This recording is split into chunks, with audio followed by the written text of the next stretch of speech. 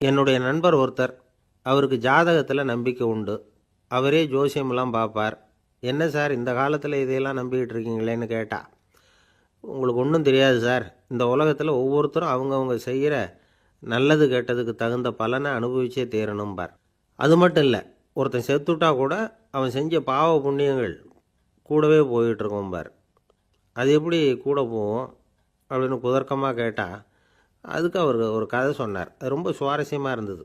ஒரு ஊரில் ஒருத்தர் இருந்தாராம். அவர் ஜோசியம் பார்க்குறதுல ரொம்ப கெட்டிக்காரரு. ஒருத்தருடைய தலைமுடியை மட்டும் அவர்கிட்ட காட்டினா போதும், அதை மட்டும் பார்த்துட்டு அவருடைய ஜாதகத்தையே சொல்லிவிடுவாராம். அப்பேற்பட்ட திறமை. அந்த ஆள் ஒரு சமயம் கன்னியாகுமரி கடற்கரைக்கு போயிருந்திருக்கிறார். அங்கே கரை ஓரமாக ஒரு மண்டை ஓடு கிடந்திருக்கு. அதை எடுத்து பார்த்துருக்கிறார். அந்த மண்டை ஓட்டை வச்சுக்கிட்டே அதோட ஜாதகத்தை அலசியிருக்கிறார். இந்த மண்டை ஓட்டுக்கு உரிய ஆசாமி வாழ்க்கையில் ரொம்ப கஷ்டப்பட்டுருக்கிறான், நிறைய கஷ்டத்தை அனுபவிச்சிருக்கிறான், அது தாங்க முடியாமல் தான் கடலில் விழுந்து தற்கொலை பண்ணிகிட்டு இருக்கான் அப்படிங்கிறத அவர் கணிச்சுட்டார். இருந்தாலும் இந்த மண்டை ஓடு இன்னமும் அனுபவிக்க வேண்டியது பாக்கி இருக்குது அப்படிங்கிறதையும் அவர் உணர்றார். அது சரி, ஒருத்த உயிரோடு இருக்கிற வரைக்கும் தானே நல்லது கெட்டதை அனுபவிக்க முடியும். செத்ததுக்கு அப்புறமும் பாக்கி இருக்குன்னா அதை எப்படி அனுபவிக்கிறது? இந்த மண்டை ஓட்டுக்கு இன்னும் கொஞ்சம் பாக்கி இருக்குது அப்படிங்கிறது அவருக்கு புரிஞ்சதே தவிர அதோட அர்த்தம் என்னங்கிறது அவருக்கு சரியாக விளங்கலை. சரி, இதை இன்னும் கொஞ்சம் விவரமாக ஆராய்ச்சி பண்ணி பார்ப்போம் அப்படின்னு நினச்சிக்கிட்டு அதை தன்னுடைய வீட்டுக்கு எடுத்துகிட்டு போயிட்டார். அந்த மண்டை ஓட்டை ஒரு பொட்டியில் வச்சு பூட்டினார். தன்னுடைய தனி அறையில் அதை பத்திரமா வச்சுக்கிட்டார்.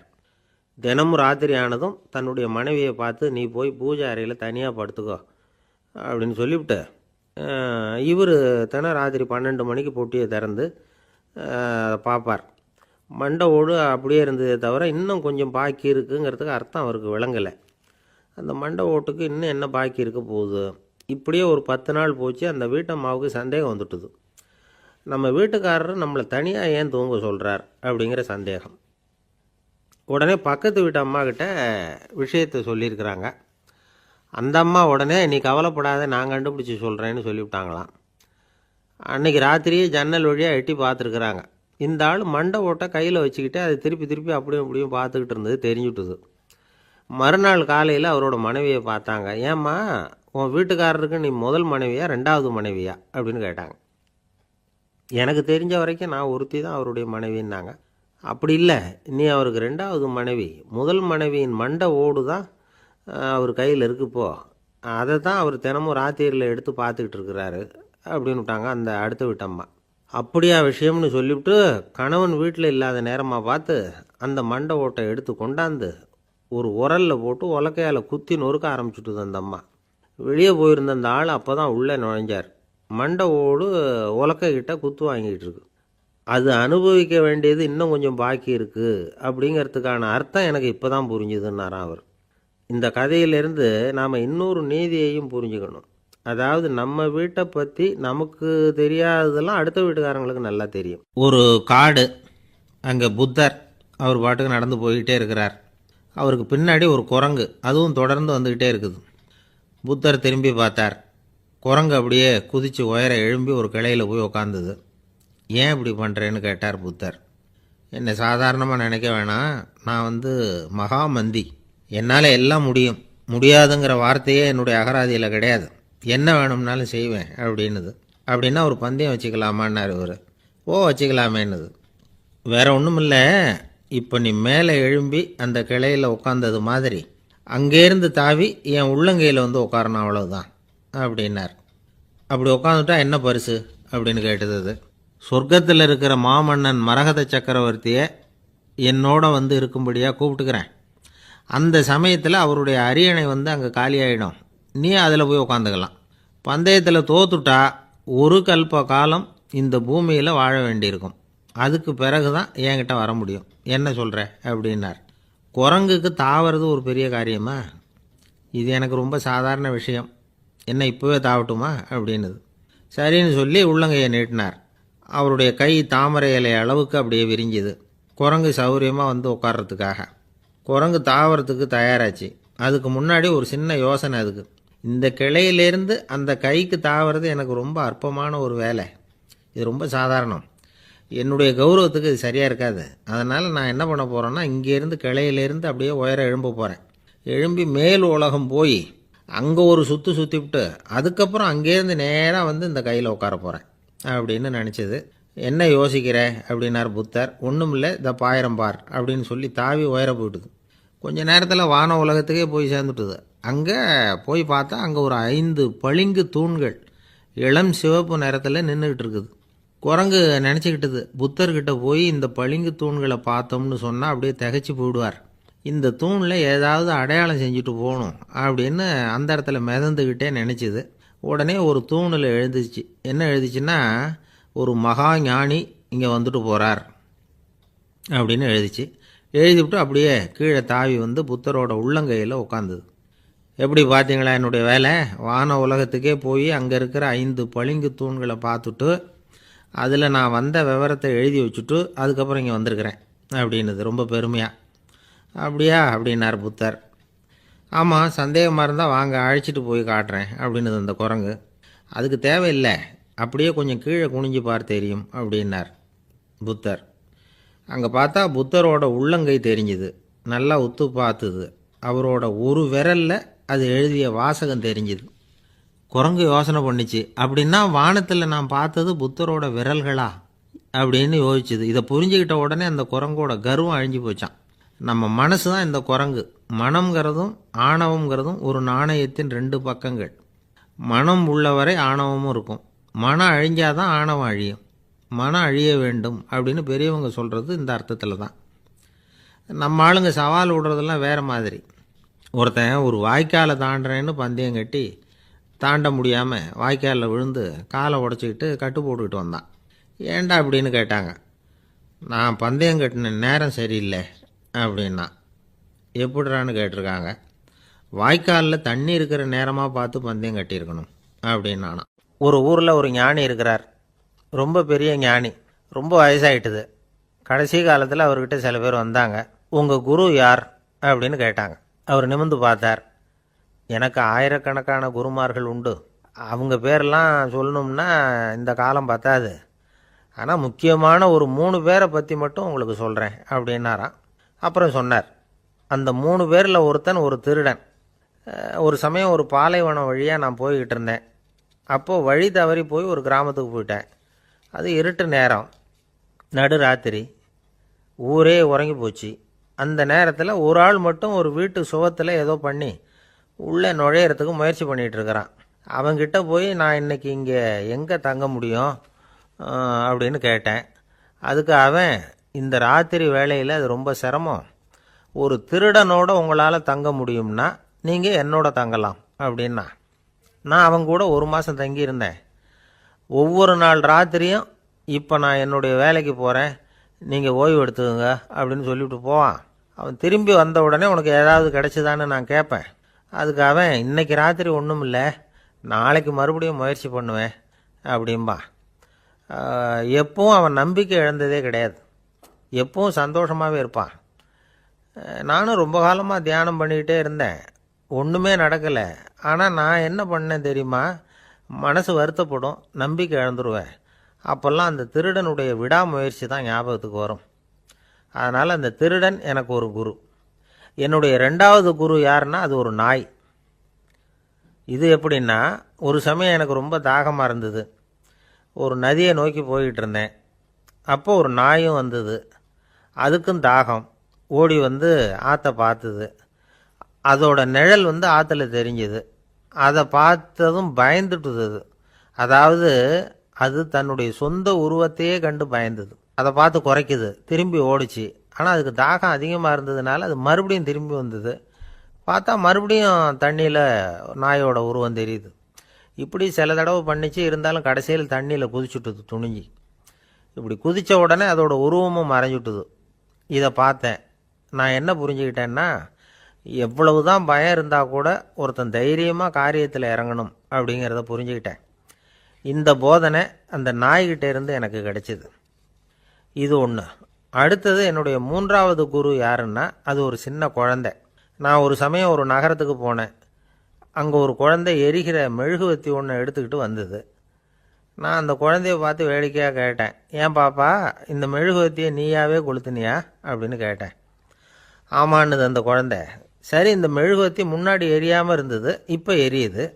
இந்த மெழுகுவர்த்திக்கு வெளிச்சம் எங்கேருந்து வந்தது, அதை எனக்கு காட்ட முடியுமா அப்படின்னு கேட்டேன் அந்த குழந்தைகிட்ட. இதுக்கு அந்த குழந்தை சிரிச்சுக்கிட்டு அந்த மெழுகுவர்த்தியை ஊதி அணைச்சுட்டுது. அதுக்கப்புறம் என்னை பார்த்து கேட்டுது, இப்போ இந்த மெழுகுவர்த்தியின் வெளிச்சம் போனதை பார்த்தீங்க இல்லையா, அது எங்கே போச்சுன்னு எனக்கு சொல்லுங்க அப்படின்னுது. அந்த குழந்தை இப்படி கேட்டதும் என்கிட்ட இருந்த ஆணவம் அழிஞ்சுட்டுது. நான் படித்ததெல்லாம் அந்த வினாடியில் சுக்கு நூறாக போயிட்டுது. என்னுடைய முட்டாள்தனத்தை நான் உணர்ந்தேன் அப்படின்னு இவ்வளவும் அந்த ஞானி விவரமாக சொன்னாராம். அதனால் நாம் இன்னார்கிட்டே இருந்து தான் இதை கற்றுக்கணுங்கிறது இல்லை, யாருக்கிட்டே இருந்தும் எதையும் கற்றுக்கலாம். நம்மால் ஒருத்தன் ஒரு நாய் வளர்த்துக்கிட்டோம்னா அந்த நாய்க்கு வால் கிடையாது, யாரோ ஏற்கனவே வெட்டி எடுத்துட்டாங்க. இந்த நாய் தான் சார் எனக்கு குரு, அதுக்கிட்டே இருந்து கூட நான் பாடம் கற்றுக்கிட்டு இருக்கிறேன் அப்படின்னா. அப்படி என்ன கற்றுக்கிட்டேன் இந்த வால் இல்லாத நாய்கிட்டே இருந்து அப்படின்னு கேட்டோம். நாம் யாருக்கிட்டேயும் வாலாட்டக்கூடாது அப்படிங்கிற பாடத்தை அதுக்கிட்டே இருந்து தான் நான் கற்றுக்கிட்டேன் அப்படின்னா. ஆசைப்படுறதில் தப்பு இல்லை, ஆனால் அந்த ஆசை தேவைக்கு தகுந்த மாதிரி இருக்கணும். தேவைக்கு மீறிய ஆசைகள் இருக்குது பாருங்கள், அது தேவையில்லை. இந்த கருத்தை வலியுறுத்தது மாதிரி ஒரு கதை உண்டு. தேவேந்திரனுக்கு திடீர்னு வீடு கட்டணும்னு ஒரு ஆசை வந்து தான். வீடுன்னா நாம் கட்டுற மாதிரி இல்லை. தேவேந்திரன் வீடுன்னா சும்மாவா, ஒரு பிரம்மாண்டமான அரண்மனை கட்டணும். அது மாதிரி இந்த 3 லோகத்துலேயும் ஒரு அரண்மனை கிடையாது அப்படின்னு எல்லாரும் சொல்லணும். இது அவனோட ஆசை.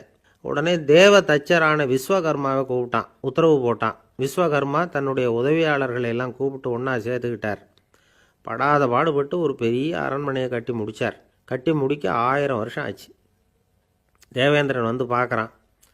அவனுக்கு திருப்தி ஏற்படலை. என்னுடைய அந்தஸ்துக்கு இது ரொம்ப சாதாரணமான கட்டிடம், இதை விட இன்னும் பெருசாக கட்டு அப்படின்னா. தேவ தச்சர் திணறி போயிட்டார். அவரால் அதுக்கு மேலே எதுவும் செய்ய முடியல. என்ன பண்ணுறதுன்னு யோசனை பண்ணார். நேராக நாரதர் காலில் போய் விழுந்தார். நீங்கள் தான் என்னை இந்த பிரச்சனையிலேருந்து காப்பாற்றணும்னார்.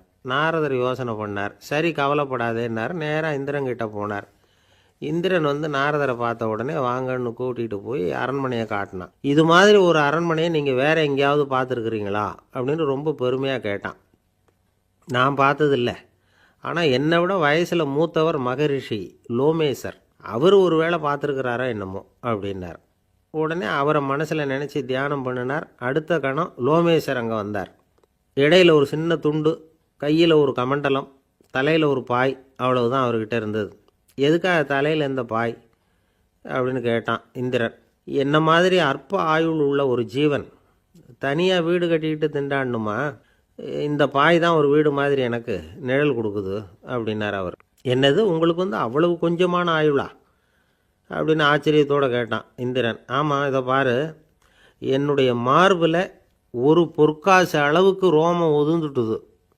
எப்போ என் உடம்புல உள்ள எல்லா ரோமமும் உதிர்ந்துருமோ அப்போ என்னுடைய ஆயுள் முடியும் அப்படின்னார்.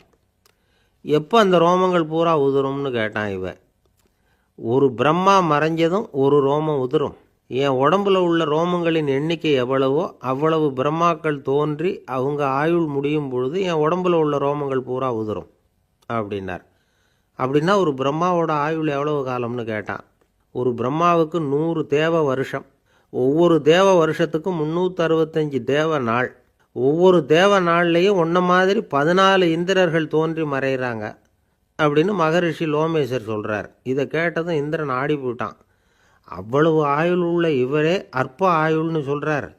நான் என்னுடைய ஆயுளை பெருசாக நினச்சிக்கிட்டு பிரம்மாண்டமான அரண்மனை கட்டணும்னு ஆசைப்படுறேனே அப்படின்னு நினச்சான். எனக்கு வீடு கட்டின வரைக்கும் போதும்னு விட்டான். அதனால் நாமெல்லாம் நம்முடைய தேவைக்கு தகுந்த மாதிரி ஆசைப்படுறது தான் நியாயம். ஆனால் அப்படியே நடந்துக்கிறோம். மனுஷன் வந்து கடவுளையே ஏமாற்றி காசு வாங்கிறதுக்குள்ள ஆசைப்படுறான். ஒருத்தன் கடவுளை நினச்சி தவம் இருந்தான். கடவுள் நேரில் வந்தார். தேவலோகத்தில் ரூபாய்க்கெல்லாம் என்ன மதிப்புன்னு கேட்டான். அங்கெல்லாம் ரூபாய்ங்கிறது உங்கள் பணத்தில் 1 கோடி ரூபாய்க்கு சமம். அதாவது தேவலோகத்தில் 1 ரூபான்னா இங்கே 1 கோடி ரூபா. அது மாதிரி எங்களுக்கு ஒரு நாளுங்கிறது உங்கள் கணக்கில் 1 கோடி வருஷத்துக்கு சமம் அப்படின்னார் கடவுள். அப்படின்னா எனக்கு நீங்கள் அதிகமாக எதுவும் தர வேணாம், உங்கள் கணக்குப்படி ஒரே 1 ரூபா கொடுங்க, அது போதும்னா இவன் ரொம்ப சாமர்த்தியமாக. கடவுள் யோசனை பண்ணார். அது ஒன்றும் கஷ்டம் இல்லை, ரூபா தானே கேட்குற கொடுத்துட்றேன், ஆனால் இப்போ வரும்பொழுது நான் எடுத்துக்கிட்டு வரல, எங்கள் கணக்குப்படியே ஒரு நாள் பொறுத்துக்க பணத்தோடு வந்துடுறேன் அப்படின்னு சொல்லிவிட்டு பறந்து போயிட்டார். ஊருக்கு வெளியில் அமைதியான ஒரு இடம், அங்கே ஒரு ஆசிரமம், அங்கே ஒரு சாமியார். அவர் தினமும் நல்ல போதனைகள்லாம் செய்வார். பல பேர் போய் அங்கேயே சில நாள் தங்கி இருந்து அவர் சொல்கிற அறிவுரைகளை எல்லாம் கேட்டுக்கிட்டு வர்றது வழக்கம். ஒரு தடவை அவரை பார்த்துட்டு போகிறதுக்காக 3 வெளியூர் தம்பதிகள் வந்தாங்களாம். அந்த மடத்திலேயே சாப்பிட்டுக்கிட்டு தங்கி இருந்து அவங்களுடைய போதனைகளை கேட்டுக்கிட்டு போகணுங்கிறது அவங்க நோக்கம். காலையில் குளிச்சுட்டு பூஜையில் உட்காந்தார் அந்த சுவாமி. இவங்களும் குளிச்சுட்டு அந்த பூஜையை பார்க்கறதுக்காக அவர் முன்னாடி வந்து உட்காந்தாங்க. பூஜை ஆரம்பமாச்சு. சம்பிரதாயப்படி அது ரொம்ப நேரம் நடந்துக்கிட்டே இருக்குது. இவங்களுக்கு நல்ல பசி இருந்தாலும் இந்த நேரத்தில் அதை எப்படி வெளியில் காட்டிக்கிறது? பேசாமல் இருந்தாங்க. அந்த சுவாமி பூஜையை முடித்தார். அதுக்கப்புறம் பேச ஆரம்பித்தார். பேச்சு அருமையாக தான் இருந்தது, அமிர்தமாக தான் இருந்தது. இருந்தாலும் இவங்களுக்கு இருக்கிற வயிற்று பசி அது சரியாக கவனிக்க விடலை. அந்த சுவாமியே இதை கவனித்ததா தெரியல. இவங்களுக்கு மனசுக்குள்ளே ஒரு எண்ணம், உள்ளே சாப்பாடு தயாராகிட்டு இருக்கும் போல இருக்குது, இந்த பேச்சு முடிஞ்சது நம்மளை உள்ளே அழைச்சிட்டு போய் சாப்பாடு போடுவாங்கன்னு நினைக்கிறோம் அப்படின்னு இவங்களாம் நினச்சிக்கிட்டாங்க. ஆனால் சுவாமி இதை பற்றி எதுவுமே பேசலை, கண்டுக்கலை. ஒரு அம்மாவால் அதுக்கு மேலே சும்மா இருக்க முடியுமா? முடியல. சாப்பாட்டை கவனிக்கலாமா அப்படின்னு சொல்லி மெதுவாக ஆரம்பித்தாங்க. கவனிக்கலாமே அப்படின்னு உள்ளே அழைச்சிட்டு போனார் சுவாமி. இவங்க ரொம்ப அவசரமாக எழுந்திருச்சு உள்ளே ஓடினாங்க. அங்கே ஒரு மேஜை மேலே ஒரு கிண்ணம் மூடி இருந்தது. இதுதான் சாப்பாட்டு மேஜை போல இருக்குது, இங்கே சாப்பாடு வந்துடும் அப்படின்னு நினச்சாங்க. உடனே போய் சுற்றி உக்காந்துக்கிட்டாங்க. சுவாமி அந்த கிண்ணத்தை எடுத்து அந்த அம்மா கிட்ட கொடுத்தார். அவங்க அதை வாங்கி மூடியை திறந்து பார்க்குறாங்க. உள்ளே ஒரு சாவி இருக்குது. சரிதான், இது சமையலறை சாவி போல இருக்கு, அங்கே போய் அதை திறந்து சாப்பாட்டை நாமே எடுத்துக்கிட்டு வந்து இங்கே வச்சுக்கிட்டு சாப்பிட்ணும் போல இருக்கு அப்படின்னு நினச்சாங்க. சாவி இருக்கு இல்லையா, வாங்க பூட்டு நிறையா காட்டுறேன் அப்படின்னு சுவாமி அவங்கள அழைச்சிட்டு போனார், காட்டினார். இவங்க அந்த அறையை ரொம்ப ஆவலோடு திறந்தாங்க. உள்ளே பார்த்தா அங்கே அரிசி, பருப்பு, விதவிதமான காய்கறி எல்லாம் இருக்குது. சமையலுக்கு வேண்டிய மிளகாய், எண்ணெய், பால், தயிர், நெய் இப்படி எல்லாமே இருக்குது. அடுப்பு, விறகு, நெருப்பு போட்டி அது கூட அங்கே இருக்குது. சாப்பாடு தயாராக இருக்கும்னு நினச்சிக்கிட்டு போனால் இப்படி இருக்குதே அப்படின்னு சொல்லி அதை பார்த்ததும் ரொம்ப சோர்ந்து போட்டாங்க அவங்க. சுவாமி, என்ன இது சாப்பாடு இல்லையா அப்படின்னாங்க. அதுதான் சாப்பாட்டுக்கு வேண்டிய எல்லாம் இங்கே இருக்குதே, அடுப்பு மூட்டி நீங்கள் தான் அவங்கவுங்க ருசிக்கு தகுந்த மாதிரி சமைச்சிக்கணும், இந்த சன்னியாசிக்கு எப்படி சமைக்க தெரியும் அப்படின்னு கேட்டார் சுவாமி. சாப்பாடு தயாராக இருக்கும்னு நாங்கள் எதிர்பார்த்தோம் அப்படின்னாங்க. நீங்கள் இப்படி சொல்லுவீங்கன்னு நானும் எதிர்பார்த்தேன். இது வரைக்கும் நான் எவ்வளவோ தத்துவம்லாம் எடுத்து சொன்னேன். எல்லாத்தையும் விட இதுதான் அனுபவபூர்வமான தத்துவம். ஆண்டவன் நமக்கு நல்ல மனசை கொடுத்துருக்குறான், நல்ல வாய்ப்புகளையும் தந்திருக்கிறான், அதையெல்லாம் பயன்படுத்திக்கக்கூடிய மூளையையும் சிந்தனையையும் கொடுத்துருக்குறான். அதனால் அடுப்பை தான் நீங்கள் மூட்டணும், அடுப்பை நீங்கள் தான் மூட்டணும், உங்களுக்கு உகந்ததை நீங்கள் தான் சமைச்சு ருசித்து அனுபவிக்கணும். ஆண்டவனே அதை செஞ்சிகிட்டு இருக்க மாட்டான் அப்படின்னாராம் அந்த சுவாமி. நம்முடைய வாழ்க்கையில் பல நல்ல பலன்களை பெறுறதுக்கு நாம் தான் முயற்சி பண்ணணும். அதுக்குரிய சூழ்நிலையை தான் ஆண்டவன் கொடுப்பானே தவிர அதை விளக்கிறதுக்காக தான் அந்த சுவாமி அப்படி செஞ்சு காட்டியிருக்கிறார். இது ஒரு பெரியவர் இப்படி ஒரு விளக்கம் கொடுத்தார். அதுக்கப்புறம் அந்த 3 தம்பதிகளும் தெளிவடைஞ்சுட்டாங்களாம். நாம் தெளிவடைகிறது எப்போங்கிறது தான் தெரியல அப்படின்னு பல பேர் இதை கேட்டுட்டு சொல்லிகிட்டு இருக்கிறாங்க. இந்த கதையை நம்முடைய நண்பர் ஒருத்தர்கிட்ட சொன்னேன். அந்த நண்பர் ரொம்ப சந்தோஷப்பட்டார். நீங்கள் சொல்கிறது கரெக்டு சார், ஆனால் நான் அதை விட ஒரு படி மேலே சார். எனக்கெல்லாம் அரிசி, பருப்பு இருக்கிற ரூம் எதுன்னு கையை காட்டிட்டா போதும், உடனே கிண்ணத்துலேருந்து சாவியை எடுத்து கொடுக்கணுங்கிற அவசியம்லாம் இல்லை எனக்கு. அப்புறம் எப்படி ரூமை திறந்துருவீங்க அப்படின்னு கேட்டேன். பூட்டை உடைச்சி திறந்துருவேன், அதுதான் எனக்கு பழக்கம் அப்படிங்கிறார். பிரம்மத்தை அறிந்தவன் பிரம்மமாகிறான் அப்படின்னு ஒரு பெரியவர் பேசினார் ஒரு கோவிலில். தைத்திரிய உபனிஷத்து அப்படி சொல்லுதான். இதை கேட்கும்பொழுது நமக்கு ஒரு சந்தேகம் வரும். அது எப்படி? பிரம்மத்தை அறிந்தவன் பிரம்மம் ஆகிறான்னா, சிங்கத்தை அறிந்தவன் சிங்கம் ஆகிறானா, தோசையை அறிந்தவன் தோசை ஆகிறானா? இப்படிப்பட்ட சந்தேகம் நமக்கு வர்றதில் ஒன்றும் ஆச்சரியம் இல்லை, இது இயற்கை. இதுக்கும் அந்த பெரியவரே பதில் சொல்கிறார். சிங்கம் வேற, நாம் வேற. அதனால் சிங்கத்தை அறிந்தவன் சிங்கம் ஆக மாட்டான். ஆனால் பிரம்மம் வேற, நாம் வேற இல்லை. அதனால் பிரம்மத்தை அறிந்தவன் பிரம்மமாகிறான் அப்படிங்கிறது அவரோட விளக்கம். மனிதன் அவன்தான் தான் பிரம்மங்கிறது தெரியாதனால தான் அதை வேற எங்கேயோ தேடிட்டு இருக்கிறான். கடைசியில் அது தான் தாங்கிறது புரிஞ்சுக்கிற பொழுது அவன் பிரம்மம் ஆயிடுறான். இதை விளக்கிறதுக்கு ஒரு உபநிஷத்து கதையே இருக்குது. நமக்கு தெரிஞ்ச கதை தான், ஆனால் அதை வேறு விதமான அர்த்தத்தில் விளையாட்டாக சொல்லிகிட்டு இருக்கிறோம். ஒரு சமயம் ஒரு 10 நண்பர்கள் ஒரு காட்டு வழியாக போய்கிட்டு இருக்கிறாங்க. குறுக்க ஒரு நதி, அதை கடந்து அடுத்த பக்கம் போகணும். எல்லாரும் ஒரு வழியாக கடந்து அடுத்த கரைக்கு போய் சேர்ந்துட்டாங்க. அங்கே போய் சேர்ந்ததுக்கப்புறம் எல்லாரும் பத்திரமா வந்து சேர்ந்துட்டோமா அப்படின்னு தெரிஞ்சுக்கிறதுக்காக எண்ணி பார்க்குறான் அந்த கூட்டத்து தலைவன். அவங்க மொத்தம் 10 பேர். ஆனால் அவன் எண்ணி பார்க்குறப்போ 9 தான் வருது. ஏன்னா அவன் தன்னை விட்டுவிட்டான். எதிரில் நிற்கிறவங்கள மட்டுமே எண்ணுறான். ஐயோ 10வது ஆள் எங்கேங்கிறான், பதறான். சரி நீ இரு, நான் எண்ணி பார்க்குறேன்னு சொல்லிவிட்டு இன்னொருத்தன் வந்து எண்ணுறான். அவனும் தன்னை விட்டுட்டு எண்ணுறான். 9 தான் வருது. எல்லோரும் கொய்யோ முறையோன்னு கத்த ஆரம்பிச்சிட்டாங்க. அந்த சமயத்தில் ஒரு பெரியவர் அந்த பக்கமாக வர்றார். என்ன விஷயம்னு விசாரிக்கிறார். 10வது ஆளை 6 அடிச்சுட்டு போட்டுது அப்படின்னு சொல்லி இவங்க அழறாங்க. சரி அழாதீங்க அப்படின்னு சொல்லி அந்த தலைவனை பார்த்து இப்படி வாங்குறார். வர்றான். இப்போ எனக்கு முன்னாடி ஒரு தரம் எண்ணு பார்க்கலாம்ங்கிறார். 1 2 3ன்னு ஆரம்பித்து 9ல் வந்து முடிக்கிறான். உடனே பெரியவர் நீ தான் அந்த 10வது ஆள் அப்படிங்கிறார். இது உண்மை. நாம தான் அது. நாம தான் நம்மளை வேற எங்கேயோ தேடிகிட்டு இருக்கிறோம். நாம் எங்கேயோ தேடிகிட்டு இருக்கிறோமே, அந்த பிரம்மம் நாம தான். இப்படி ஒரு பெரிய உண்மையை விளக்கிறதுக்காக தான் அப்படி ஒரு கதை சொல்லப்பட்டது. ஆனால் அதை வந்து நாம் வேறு விதமாக வேடிக்கையாக உபயோகப்படுத்திக்கிட்டு இருக்கிறோம். எப்படி தெரியுமா? ஒரு ஆத்தங்கரையில் ஒரு 10 பேர் முழிச்சுக்கிட்டே நின்றுக்கிட்டு இருந்தாங்களாம். அந்த பக்கமாக வந்த ஒருத்தன் ஏன் இப்படி முழிச்சுக்கிட்டு நிற்கிறீங்கன்னு கேட்டிருக்கிறான். எங்களுக்கு நீச்சல் தெரியாது, நாங்கள்லாம் அடுத்த கரைக்கு போய் சேரணும் அப்படின்னு நாங்களாம். சரி நான் கொண்டுட்டு போய் விடுறேன்.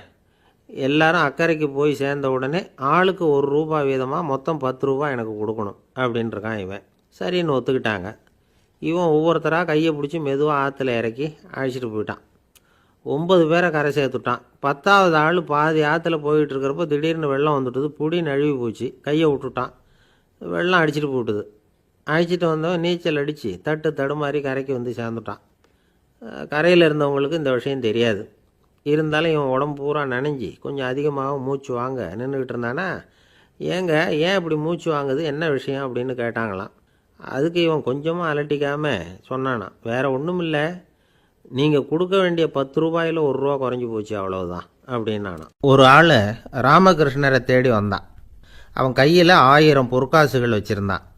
அதை அவர்கிட்ட கொடுத்து இதை ஏற்றுக்கணும் அப்படின்னு ரொம்ப பணிவாக கேட்டுக்கிட்டான். அவர் பார்த்தார்.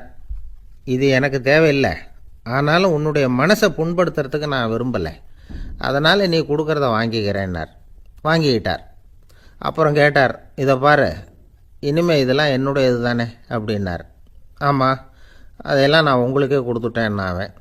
சரி, இப்போ நீ எனக்காக ஒரு காரியம் பண்ணணும்னார். என்ன செய்யணும்னு சொல்லுங்கன்னா, இந்த நாணயங்களையெல்லாம் எடுத்துக்கிட்டு போய் கங்கை நதியில் எரிஞ்சுட்டு வா அப்படின்னார். இவனுக்கு அதிர்ச்சியாக போச்சு. என்ன பண்ணுறது, இனிமேல் அது முடியாதுன்னு சொல்ல முடியாது. ஏன்னா அந்த நாணயங்களையெல்லாம் அவருக்கே கொடுத்துட்டான். இனிமேல் அதெல்லாம் இவனுடையது இல்லை. பேசாமல் அவ்வளோவே அள்ளிக்கிட்டு ஆத்தங்கரைக்கு போனான். போனவன் ரொம்ப நேரம் திரும்பியே வரல. ராமகிருஷ்ணருக்கு சந்தேகம். என்ன ஆச்சு அந்த மனுஷனுக்கு, காசுகளோடு அந்த கங்கையில் குதிச்சுட்டானா, போகும்பொழுதே ஒரு மாதிரியாக தான் போனான், போய் என்னன்னு பார்த்துட்டு வாங்க அப்படின்னார். அங்கே இருந்த ஒருத்தர் ஓடி போய் பார்த்தார். அவர் போய் பார்க்கும்பொழுது அவன் அங்கேயே இருந்தான். அதுக்கப்புறம் அவர் திரும்பி வந்தார். வந்து விவரத்தை சொன்னார். அதாவது அவன் கங்கை கரையில் உட்காந்துக்கிட்டு ஒவ்வொரு நாணயமாக 1 2ன்னு எண்ணி எண்ணி வீசிக்கிட்டு இருக்கிறான். அவனை சுற்றி ஒரு கும்பல் நின்றுக்கிட்டு அவனை தடுத்துக்கிட்டு இருக்குது அப்படின்னு விவரத்தை சொன்னார் போயிட்டு வந்தவர்.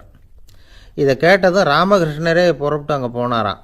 என்ன இப்படி பண்ணிகிட்டு இருக்கிற, நான் உன்னை அந்த நாணயங்களை கங்கையில் வீசி எறிய சொன்னேன், நீ ஏன் அதை எண்ணிக்கிட்டு இருக்கிற அப்படின்னார். பழக்கம்தான் காரணம், நான் ஒவ்வொரு நாளும் ஒவ்வொன்றா சேமித்து வச்சேன். இன்றைக்கி என்கிட்ட நிறைய இருக்குது, உங்களுக்கு ஒரு 1000 நாணயங்களை கொடுக்கணுங்கிறது என்னோடய ஆசை அப்படின்னா. இப்போ ராமகிருஷ்ணர் சொன்னார், ஒரே நேரத்தில் எல்லாத்தையும் சம்பாதிச்சிருந்தா நீ எண்ணுறது பொருத்தமாக இருக்கும். எல்லாத்தையும் இழக்கும்போது ஒவ்வொன்றா எண்ணிக்கிட்டு இழக்கிறதுங்கிறது சரியான செயல் இல்லை. அதனால் ஒரே தடவையாக எல்லாத்தையும் தூக்கி எறிஞ்சிடும் அப்படின்னார். இது இழப்பது அப்படிங்கிற ஒரு உயர்ந்த நிலை. இதை நாம் யதார்த்த வாழ்க்கையில் சம்மந்தப்படுத்தி பார்த்து குழப்பிக்கிட்டு இருக்கக்கூடாது. இழக்கிறேன்னு சொல்லிக்கிட்டு இருக்கிற காசையெல்லாம் ஆற்றுலையும் குளத்துலையும் கொண்டு போய் எரிஞ்சிட்டு வாங்க அப்படின்னு உபதேசம் பண்ணுறதாக யாரும் நினச்சிடக்கூடாது. இதில் நாம் புரிஞ்சிக்க வேண்டியது என்னென்னா, எதையாவது ஒன்றை இன்னொருத்தருக்கு கொடுக்கணும் அப்படின்னு விருப்பப்பட்டால் அதை மனப்பூர்வமாக கொடுத்துடணும். கொடுத்துட்டு அதையே நினச்சிக்கிட்டு இருக்கக்கூடாது. நம்மால் ஒருத்தர் ஒரு 100 ரூபா நோட்டை தன்னுடைய நண்பர் ஒருத்தர்கிட்ட கொடுத்து, இது உனக்கு தான் வச்சுக்கோ அப்படின்னார். அவர் பார்த்தார். இது இனிமேல் எனக்கு தானே சொந்தம் அப்படின்னார். ஆமான்னார் அவர். அப்படின்னா எனக்காக நீ ஒரு உதவி செய்யணும்னார். சொல்லுங்கள் செய்கிறேன்னார் அவர். இந்த 100 ரூபா நோட்டை தீ வச்சு கொளுத்தி விடுன்னார். இவர் அதிர்ச்சியாகி அவரை பார்த்தார். இப்போ அவர் சொன்னார், நீ எனக்கு அன்பாக கொடுத்தது இது, இந்த நோட்டு கள்ள நோட்டுங்கிறது எனக்கு முன்னாடியே தெரியும், சீக்கிரம் கொளுத்தி விடு, அதுதான் நம்ம 2 பேருக்குமே நல்லது அப்படின்னாராம் அவர். ஒரு ஊரில் ஒரு பெரிய ஞானி இருந்தார். அவர் படுக்கையில் இருந்தார். இன்னும் கொஞ்ச நேரம்தான் அவர் இந்த உலகத்தில் இருக்க போகிறார். அவரை சுற்றி ஏகப்பட்ட கூட்டம். ஏற்கனவே அவருடைய உபதேசங்களை கேட்டவங்க பல பேர் வந்து அவரை சுற்றி நிற்கிறாங்க. அந்த ஞானி மெதுவாக கண்ணை திறந்து பார்க்குறார். எல்லாரும் அவருடைய கடைசி வார்த்தையை கேட்கறதுக்காக அவளோட காத்துக்கிட்டு இருக்கிறாங்க. அந்த ஞானி மெதுவாக பேச ஆரம்பித்தார். நான் என்னுடைய வாழ்நாள் பூராவும் உங்களுக்கு நிறைய போதனைகள் சொல்லிக்கிட்டு இருக்கிறேன். பேரானந்தம், மகிழ்ச்சி, தியானத்தன்மை இதை பற்றியெல்லாம் சொல்லியிருக்கிறேன். இப்போ நான் வேற ஒரு கரைக்கு போய்கிட்டு இருக்கிறேன். நான் இனிமேல் இந்த கரையில் இருக்க மாட்டேன். நீங்கள் நான் சொன்னதையெல்லாம் கேட்டீங்க, ஆனால் எதையும் நீங்கள் வந்து நடைமுறைப்படுத்தி பார்க்கல. எல்லாம் கேட்டதோடு சரி, அதோடு விட்டுவிட்டீங்க. அப்புறம் அதை தள்ளி போட்டுக்கிட்டே வந்துட்டீங்க. மேலும் அதை தள்ளி போடுறதுல எந்த பிரயோஜனமும் கிடையாது. இப்போ நான் போய்கிட்டு இருக்கிறேன். உங்களில் யாராவது என்னோட வர்றதுக்கு தயாரா அப்படின்னு கேட்டார். அவ்வளவுதான். யாரும் வாயை திறக்கலை. ஒரே மௌனம், சத்தமே இல்லை.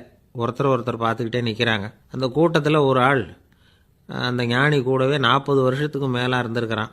அவனும் வாயை திறக்காமல் இன்னொருத்தன் முகத்தை பார்த்துக்கிட்டே நிற்கிறான். இந்த சமயத்தில் பின்னாடி நின்றுக்கிட்டு இருந்த ஒருத்தன் கையை தூக்கினான். ஞானி அவனை பார்த்தார்.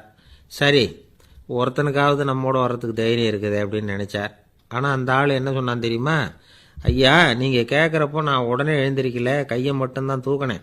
என்ன காரணம்னா, நான் எப்படி அடுத்த கரைக்கு வந்து சேர்றதுங்கிறது தெரிஞ்சுக்கிறதுக்காக தான். அந்த விவரத்தை மட்டும் இப்போ உங்ககிட்ட இருந்து நான் தெரிஞ்சுக்க ஆசைப்பட்றேன்.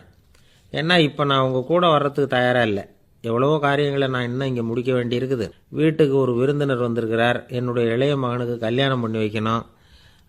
அதனால் இன்றைக்கி உங்கள் கூட வர முடியாது. அது மட்டும் இல்லை, இப்போ உங்கள் கூட அடுத்த கரைக்கு வந்தால் திரும்பி வர முடியாதுன்னு வேறு சொல்கிறீங்க.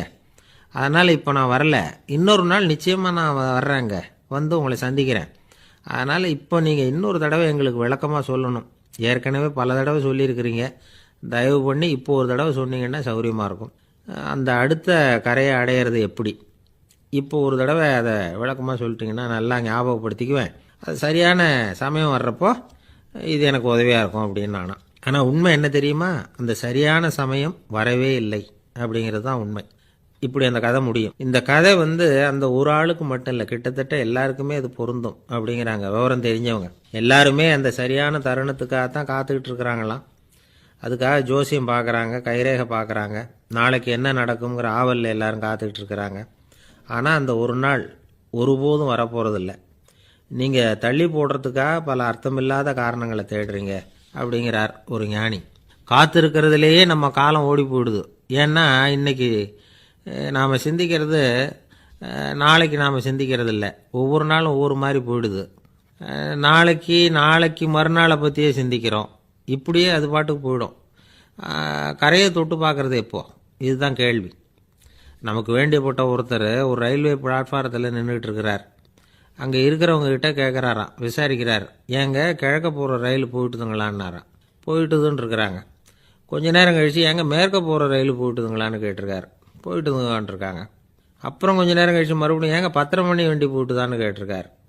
தொடர்ந்து காலையிலேருந்து சாயந்தரம் வரைக்கும் இப்படி ஒரே இடத்துல நின்றுட்டு கேட்டுக்கிட்டே இருக்கிறார். இதை பார்த்துக்கிட்டு இருந்த ஒருத்தர் அவர்கிட்ட வந்து, ஏங்க நீங்கள் எங்கே போகணும் அப்படின்னு கேட்டாராம். இவர் மெதுவாக சொன்னாராம், இந்த ரயில்வே லைனை தாண்டி அந்த பக்கம் போகணும் அப்படின்னாராம். நம்பிக்கை இல்லைன்னா இந்த உலகத்தில் நாம் வந்து நடமாடவே முடியாது. அவநம்பிக்கையோடு இருந்துக்கிட்டு இருந்தால் என்றைக்கும் அவஸ்தை தான்.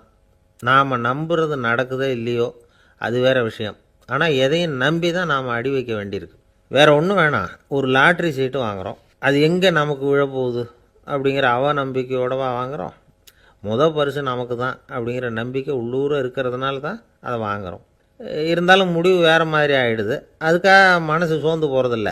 அடுத்த மாதமும் சீட்டு வாங்குகிறோம். இந்த நம்பிக்கை தான் மனித வாழ்க்கைக்கு ஆதாரம். ஒரு கடையில் போய் டீ சாப்பிட்றீங்க. அந்த டீ நல்ல டீ தானா, அதில் விஷம் கலந்துருக்குமா அப்படிங்கிற சந்தேகம் வந்துட்டுதுன்னு வச்சுங்க. அதுக்கப்புறம் அதை எப்படி நீங்கள் சாப்பிட முடியும்? நம்பி தான் சாப்பிட்ணும். ரயில் ஒழுங்காக போய் சேருங்கிற நம்பிக்கை இருக்கிறதுனால தான் அதில் ஏறி உட்காடுறோம். லெட்டர் ஒழுங்காக போய் சேருங்கிற நம்பிக்கை இருக்கிறதுனால தான் பெட்டியில் போடுறோம். சரி, நம்ம கதையெல்லாம் நம்மளோட இருக்கட்டும். மனித நம்பிக்கை எந்த அளவுக்கு உறுதியாகவும் அறிவுபூர்வமாகவும் இருக்கணுங்கிறதுக்கு அலெக்சாண்டர் வாழ்க்கையில் நடந்த ஒரு சம்பவத்தை உதாரணமாக சொல்லலாம். இந்த உலகத்தையே ஜெயிக்கணும்னு புறப்பட்டார் அலெக்சாண்டர். ஒரு கட்டத்தில் அவர் சிட்னஸ் நதி கரைக்கு சேர்ந்தார். அந்த சமயத்தில் அவருக்கு கடுமையான நோய் வந்துட்டுது. அவர் கூடவே வந்திருந்த கிரேக்க வைத்தியர்கள் என்னென்னமோ முயற்சியெல்லாம் பண்ணி பார்த்தாங்க. இருந்தாலும் அலெக்சாண்டருக்கு வந்திருக்கிறது என்ன நோய்ங்கிறத அவங்களால கண்டுபிடிக்க முடியல. ஏன்னா அந்த பகுதியில் உள்ளவங்களுக்கு மட்டுமே அதிகமாக வரக்கூடிய ஒரு வினோதமான நோயாக இருந்தது அது. ஆனால் அவர் இருக்கிற இடம் எதிரியோட இடம், பாரசீக மன்னனோட ஆளுகைக்கு உட்பட்ட இடம். என்ன பண்ணுறது அப்படின்னு எல்லாரும் யோசனை பண்ணாங்க. பாரசீக மன்னனோட அரண்மனையில் இருக்கிற வைத்தியர் வந்தால் இந்த நோயை குணப்படுத்தி விடுவார் அப்படின்னு சொன்னாங்க. இருந்தாலும் எதிரியோட நாட்டில் இருக்கிற வைத்தியரை கூப்பிட்டு எப்படி நம்பி வைத்தியம் பார்க்க சொல்கிறது அப்படின்னு சொல்லி எல்லோரும் தயங்கினாங்க. ஆனால் அலெக்சாண்டர் தயங்கலை. பரவாயில்ல, அழைச்சிட்டு வாங்கன்னு விட்டார். உடனே அவரை போய் அழைச்சிட்டு வந்துட்டாங்க. அவர் வந்தார். அலெக்சாண்டர் உடம்பை பரிசோதனை பண்ணி பார்த்தார். சரி, இதை குணப்படுத்தி விடலாம், பயப்பட வேண்டியதில்லை. ஆனால் இதுக்கு ஒரு மூலிகை ரசம் தயார் பண்ணி கொடுக்கணும். நான் போய் அதை தயார் பண்ணிவிட்டு 2 நாளில் திரும்பி வந்துடுறேன் அப்படின்னு சொல்லிவிட்டு போனார் அந்த வைத்தியர். அதே மாதிரி 2 நாளில் திரும்பி வந்தார் மூலிகை ரசத்தோட. இதுக்கு இடையில் அலெக்சாண்டரோட தளபதிகளில் ஒருத்தர் ரகசியமாக ஒரு எச்சரிக்கை கடிதம் கொடுத்து அனுப்பியிருக்கிறான். அதை வாங்கி என்ன விஷயம்னு பார்த்தார். இப்போ உங்ககிட்ட வந்திருக்கிற எதிரி நாட்டு வைத்தியரை நம்பாதீங்க, அவன் கொண்டுகிட்டு வந்திருக்கிற மூலிகை ரசத்தில் விஷம் கலந்துருக்குது அப்படின்னு அதில் எழுதியிருக்கு. அதை பார்த்தார் அலெக்சாண்டர். இருந்தாலும் கொஞ்சம் கூட அலட்டிக்கலை. வைத்தியர் கொடுத்த மருந்தை வாங்கி கடகடன்னு குடிச்சுட்டு அதுக்கப்புறம் அந்த கடிதத்தில் இருந்த விஷயத்தை அந்த வைத்தியர்கிட்ட சொன்னார். வைத்தியர் திகைச்சு போயிட்டார். தன் மேலே அலெக்சாண்டர் வச்சிருக்கிற நம்பிக்கையை பார்த்து அவருக்கு ரொம்ப வியப்பு. வைத்தியர் உண்மையிலேயே நல்ல மருந்து தான் கொண்டுகிட்டு கொடுத்துருக்கிறார், அதில் விஷம்லாம் எதுவும் கலக்கலை. அதுக்கப்புறம் அலெக்சாண்டர் அந்த வைத்தியரை பார்த்து சொன்னாராம், நம்பிக்கைங்கிற அச்சாணியை ஆதாரமாக வச்சுக்கிட்டு தான் இந்த உலகம் சுற்றிக்கிட்டு இருக்குது. எனக்கு எதிரியாக இருந்தாலும் பாரசீக மன்னர் ரொம்ப பெரியவர். அப்பேற்பட்ட மன்னருடைய அரண்மனை வைத்தியர் தொழில் நேர்மை இல்லாதவராக இருக்க மாட்டார். அப்படி இருந்தால் அவரை அரண்மனை வைத்தியராக வச்சிருக்கவே மாட்டாங்க அப்படின்னு நம்பினேன். என்னுடைய நம்பிக்கை வீண் போகலை அப்படின்னாராம். இதுதான் மானுட நம்பிக்கைங்கிறது. இந்த காலத்துலேயும் இது மாதிரி இந்த மானுட நம்பிக்கையை ரொம்பவும் சாமர்த்தியமாக கையாளுகிற கெட்டிக்காரங்க சில பேர் இருக்கிறாங்க. இந்த காலத்து குரு, அவருக்கு ஒரு சிஷ்யன். குரு முன்னாடி அந்த சிஷ்யன் ரொம்ப பணிவாக நின்று, குருவே, உங்கள் கையால் விஷத்தை கொடுத்தாலும் அதை வாங்கி மடமடன்னு குடிச்சிருவேன் அப்படின்னா. உன்னுடைய குரு பக்தியை மெச்சினேன் அப்படின்னார் குரு. அதுக்கு அந்த சிஷ்யன், அப்படி இல்லை குருவே, உங்ககிட்ட சிஷ்யனாக இருக்கிறத விட உங்கள் கையால் விஷத்தை வாங்கி குடிச்சு விடுறது ரொம்ப நல்லது, அதனால தான் அப்படி சொன்னேன் அப்படின்னா. ஒரு தீக்குச்சி தீப்பெட்டியை பார்த்து கேட்டுதான், நாம் 2 பேரும் தானே உரசிக்கிறோம், ஆனால் நான் மட்டும் தீ பிடிச்சி எரிஞ்சு போகிறேன், நீ அப்படியே இருக்கிறியே அப்படின்னு தான். அதுக்கு தீப்பெட்டி சொல்லியிருக்குது, உனக்கு தலையில் கணம் இருக்குது அதனால் அழிஞ்சு போகிற அப்படின்னு தான். எப்படி இருக்கு பாருங்கள் இந்த பதில். தலையில் கணம் உள்ளவங்க யாருமே சரியாக இருக்க முடியாது. எவ்வளவு பெரியவங்களாக இருந்தாலும் சரி, ரொம்ப கஷ்டம்தான் அது. கர்வம்ங்கிறது கூடவே கூடாது. இதை விளக்கிறதுக்கு மகான் ஒருத்தர் ஒரு சம்பவத்தை சொல்கிறார். அர்ஜுனன் தீர்த்த யாத்திரை பண்ணானா. அப்போது தென்னிந்தியாவுக்கு வந்திருக்கிறான். ராமேஸ்வரத்துக்கு போனப்போ அங்கே இலங்கைக்கு கல்லுலாம் அடுக்கி போடப்பட்டிருந்த பாலத்தை பார்த்தானா. ஒரு சின்ன குரங்கு அதுக்கு பக்கத்தில் விளையாடிக்கிட்டு இருந்திருக்கு. அதை பார்த்துட்டு அர்ஜுனன் சிரிச்சிருக்கான். ஏன் சிரிக்கிறேன்னு கேட்டிருக்கு அந்த குரங்கு. ராமன் மிகச்சிறந்த வில் வீரன், அப்படி இருக்கிறப்போ அவன் இலங்கைக்கு அம்புகளாலேயே ஒரு பாலம் கட்டியிருக்கலாம். அதை விட்டுட்டு போயும் உன்ன மாதிரி குரங்குகளை துணையாக வச்சுக்கிட்டு இப்படி ஒரு கருங்கல் பாலத்தை கட்டியிருக்கிறானே அப்படின்னு நானா. அம்புகளால் பாலம் கட்ட முடியுமா அப்படின்னு கேட்டு தான் குரங்கு. ஏன் முடியாது, என்னால் முடியுமேன்னு இருக்கான் அர்ஜுனன். அம்பால் பாலம் கட்டலாம், இருந்தாலும் என்ன மாதிரி குரங்குகள் ஏறி நடந்தால் அது தாங்குமா? அதனால தான் ராமர் கருங்கல் பாலமே கட்டினார் அப்படின்றது குரங்கு சொல்லிச்சான். அப்படியே சொல்கிற, நான் வேணும்னா இப்போ அம்புகளாலேயே ஒரு பாலத்தை கட்டுறேன், நீ அது மேலே ஏறி நடந்து பார். பாலம் விழுந்துட்டுதுன்னா நான் தீ மூட்டி அதில் குதித்து உயிர் தியாகம் பண்ணி விட்றேன் அப்படின்னு நான் ரொம்ப கோபமாக. உடனே அந்த சின்ன குரங்கு பெரிய உருவம் எடுத்துட்டு தான் கையில் கதையோடு அர்ஜுனன் முன்னாடி நிற்கிறான் அனுமன்.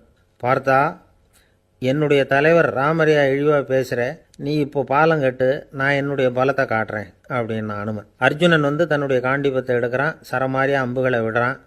அதெல்லாம் ஒன்றோட ஒன்று கோத்துக்கிட்டு அப்படியே பாலம் மாதிரி நிற்கிது. அர்ஜுனன் தலை நிமிர்ந்து நின்னான். அனுமன் உயர கிளம்பி அங்கேருந்து பாலத்தில் பொத்துன்னு இறங்கினான். பாலம் அப்படியே நொறுங்கி போச்சு தூள் தூளாக. என்ன அர்ஜுனா, இப்போ என்ன செய்ய போகிற அப்படின்னா ஏளனமா. அர்ஜுனன் தலையை தொங்க போட்டுக்கிட்டான். சொன்னபடி தீ மூட்டி அதில் குதிக்கிறதுக்காக 3 தடவை சுற்றி வந்தான். அப்போது கிருஷ்ணர் அங்கே வந்தார். என்ன அர்ஜுனா, என்ன நடக்குது, என்ன இது அப்படின்னு ஒன்றும் தெரியாத மாதிரி கேட்டார். அர்ஜுனன் வாயை திறக்கிறதுக்கு முன்னாடி அனுமன் வாயை திறந்தான், நடந்ததை சொன்னான். அர்ஜுனன் சவால் விட்டபடி உயிர் திறந்தே ஆகணும்னா அனுமன். கிருஷ்ணர் யோசனை பண்ணார். நல்லது, இந்த சவால் விட்டதுக்கும் நடந்ததுக்கும் யார் சாட்சி? பெரியவர் ஒருத்தரை சாட்சியாக வச்சுக்கிட்டல்லவா நீங்கள் இந்த போட்டியை நடத்தியிருக்கணும் அப்படின்னார். அதனால் என்ன, இப்போ மறுபடியும் அந்த போட்டியை நடத்தி விட்டா போச்சு, என்னால் அந்த அம்பு பாலத்தை நொறுக்க முடியாதா அப்படின்னா அனுமன். சரி, இப்போ மறுபடியும் அது நடக்கட்டும்னார் கிருஷ்ணர். அர்ஜுனன் அம்பு பாலம் அமைச்சான். அனுமன் ஏறி குதிச்சான். பாலம் அசைஞ்சு கொடுக்கவே இல்லை, அவ்வளோ உறுதியாக இருக்குது. இப்போ அனுமன் தலையை குனிஞ்சிக்கிட்டான். அர்ஜுனன் நன்றியோடு நிமிர்ந்து பார்த்தான். கிருஷ்ணருடைய தோள்கள்லேயும் முதுகள்லேயும் ரத்தம். என்ன சுவாமி, என்ன நடந்ததுன்னு நான் பதறி போய், உன் அம்பு பாலத்தை நான் தான் முட்டு கொடுத்து தாங்கிக்கிட்டு இருந்தேன். அனுமன் குதித்தப்போ என் மேலே ஏற்பட்ட காயங்கள் இவை. பின்ன உன்னுடைய அம்பு பலத்தினாலேயா பாலம் நின்றுதுன்னு நினைக்கிற அப்படின்னாரான். முதல்ல அர்ஜுனன் அப்புறம் அனுமன் 2 பேருக்குமே கர்வ பங்கம் ஆகிட்டு தான். அதாவது அவங்கக்கிட்ட இருந்த கர்வம் போயிட்டுது. யாராக இருந்தாலும் கர்வம் கூடாதுங்கிறத இதிலேருந்து நாம் புரிஞ்சுக்கணும். இந்த காலத்தில் நாமெல்லாம் எந்த விஷயத்துக்கெல்லாம் கர்வப்பட்டுருக்கோம் தெரியுமா? 2 பெண்கள் தங்களுடைய கணவன்மார்களை பற்றி ரொம்ப பெருமையாக பேசிக்கிட்டாங்களாம். அதில் ஒரு அம்மா சொல்லியிருக்கு, என் வீட்டுக்காரர்கிட்ட எந்த சப்ஜெக்ட் கொடுத்தாலும் சரி, அந்த விஷயத்தை பற்றி அழகாக 1 மணி நேரம் பேசுவார் அப்படின்னாங்களாம். உடனே இன்னொரு அம்மா, அது என்ன பிரமாதம், என் வீட்டுக்காரருக்கு சப்ஜெக்டே தேவையில்லை, விஷயமே இல்லாமல் நாள் பூரா பேசிக்கிட்டு இருப்பார் அப்படின்னாங்களாம். ஒரு காடு, நல்ல மரம்லாம் செழிச்சு இருந்தது. அப்படிப்பட்ட காட்டில் ஒரு சாது இருந்தார். அவர் எப்படின்னா, எப்பவும் ஒரு மரத்தடியில் உட்காந்துருப்பார். ஏன்னா அவருடைய இருப்பிடமே அதுதான். அவர் என்ன பண்ணுவார், 3 கல் வச்சுருந்தார். செங்கல் மாதிரி இருக்கும், ஆனால் அதை விட கொஞ்சம் பெருசாக இருக்கும். எதுக்கு அந்த 3 கல்லுன்னா, அதுதான் அவருடைய படுக்கை. அதாவது தூங்குறப்ப ஒரு கல்லை தலைக்கு கீழே வச்சுக்குவார், இன்னொரு கல்லை இடுப்புக்கு கீழே வச்சுக்குவார், இன்னொரு கல்லை காலுக்கு கீழே வச்சுக்குவார். உடம்பை அப்படியே ஒரு தகட்டால் மூடிக்குவார், அப்படியே தூங்கி போடுவார். மழை பெய்யுதுன்னு வச்சுங்க, அவர் உடம்பு 3 கல் மேலே இருக்குதா, அதனால் தண்ணி அடியில் ஓடி போடும், உடம்பு நனையாது. மேலே தகடு இருக்கிறதுனால மழையும் உடம்புல படாது. அவர் தூக்கமும் கெடாது, நிம்மதியாக தூங்குவார். பகலில் அந்த 3 கல்லையும் ஒரு சேர ஒரு அடுப்பு மாதிரி வச்சு அது மேலே உட்காந்துக்குவார். அதனால் பாம்பு பூச்சி எதுவும் அவரை தொந்தரவு பண்ணுறதில்ல, அது பாட்டுக்கு நகர்ந்து போயிடும். அவர் பாட்டுக்கு நிம்மதியாக இருப்பார். யாராவது எதையாவது கொண்டுகிட்டு கொடுத்தா அதை வாங்கி சாப்பிடுவார், அவ்வளவுதான். ஒரு நாள் அந்த நாட்டு அரசன் காட்டுக்கு வேட்டையாட வந்தான். அந்த வழியாக வந்தப்போ இந்த சாது படுத்துருக்கிறத பார்த்தான், பரிதாபப்பட்டான். ஐயோ பாவம், இவர் இப்படி இந்த கல் மேலே உடம்பை வச்சுக்கிட்டு தூங்குறாரு, என்ன பாடுபடுவார், இவரை நாம் அரண்மனைக்கு அழைச்சிட்டு போய் சுகமாக நிம்மதியாக இருக்கிறதுக்கு வழி செஞ்சு கொடுப்போம், அது ரொம்ப நல்லாயிருக்கும் அப்படின்னு நினச்சான். அப்படி நினச்சிக்கிட்டே அரண்மனைக்கு வந்துட்டான். அதுக்கப்புறம் ஒரு பல்லக்கையும் 2 சேவகர்களையும் காட்டுக்கு அனுப்பி அந்த சாதுவை மெதுவாக இங்கே அழைச்சிட்டு வந்துடுங்க அப்படின்னு சொல்லி அனுப்பி வச்சான். இவங்க போய் அவர்கிட்ட விவரத்தை சொன்னாங்க. எனக்கு என்னத்துக்கு அரண்மனை வாசம் அப்படின்னார். இருந்தாலும் மன்னர் உத்தரவு, நீங்கள் அவசியம் வரணும் அப்படின்னாங்க இவங்க. சரின்னு சொல்லிவிட்டு வேறு வழி இல்லாமல் புறப்பட்டார். புறப்படும் பொழுது என்ன பண்ணார்னா, மறக்காமல் அந்த 3 கல் ஒரு தகடு அதையும் எடுத்து பல்லக்கில் வச்சுக்கிட்டார். என்னத்துக்கு இதையெல்லாம் எடுத்து வைக்கிறாரு அப்படின்னு சொல்லி அவங்க யோசனை பண்ணாங்க. இருந்தாலும் அதை பற்றி ஒன்றும் கேட்கல. பேசாமல் அவரை அழைச்சிட்டு போய் அரண்மனையில் விட்டுட்டாங்க. அரசன் ஓடி வந்தான், வரவேற்றான், அறுசுவை உணவு படைத்தான். அவர் படுக்கிறதுக்கு தங்க கட்டில், பட்டு மெத்தை, இப்படி எல்லாம் ஏற்பாடு பண்ணி வச்சான். இங்கே படுத்து ஓய்வு எடுத்துங்க அப்படின்னு சொல்லிவிட்டு அவன் பாட்டு போயிட்டான். மறுநாள் காலையில் பார்க்குறான், சாது படுத்துருக்கிறார். எப்படி தெரியுமா, அந்த பட்டு மெத்தை மேலே 3 கல்லையும் வச்சு வழக்கம் போலவே அது மேலே படுத்துருக்கிறார். அதுக்கு மேலே தகடு. அரசன் பார்த்துட்டு அதிர்ச்சி ஆயிட்டான். என்ன சுவாமி இப்படி அப்படின்னா, சாது சொன்னார், எனக்கு தேவையும் இல்லை குறையும் இல்லை, எல்லா இடத்துலையும் எனக்கு ஒரே மகிழ்ச்சி தான் அப்படின்னார். மகிழ்ச்சிங்கிறது தங்க கட்டிலேயோ பட்டு மெத்தையிலேயோ இல்லை, அது மனசில் இருக்கிற ஒரு விஷயம். உண்மையான மகிழ்ச்சிக்கு வழி மனப்பக்குவம் அப்படிங்கிறது அந்த அரசனுக்கு புரிஞ்சுதான். இந்த காலத்தில் ஒரு சாமியார், அவரை தேடி ஒரு சீடன் வந்தான். என்னாச்சு தெரியுமா சுவாமி, எனக்கு நிம்மதி வேணும், அதுக்கு என்ன வழின்னு கேட்டான். சாமியார் நிமிர்ந்து பார்த்தார். அப்புறம் சொன்னார், நீ ஏகப்பட்ட பேர்கிட்ட கடன் வாங்கியிருக்கிற, அதையெல்லாம் திருப்பி கொடுத்தா தான் உனக்கு நிம்மதி கிடைக்கும்னார். இவனுக்கு ஆச்சரியம். அது எப்படி சாமி, அவ்வளவு கரெக்டாக நான் கடன் வாங்கினதை கண்டுபிடிச்சிங்க அப்படின்னா, உனக்கு கடன் கொடுத்து சாமியாராக போனதே நான் தான்ப்பா, அதனால தான் இந்த கதிக்கு வந்தேன். என்கிட்டயே நிம்மதிக்கு வழி கேட்குறிய, அதுதான்டா வேதனை அப்படின்னாராம் அவர்.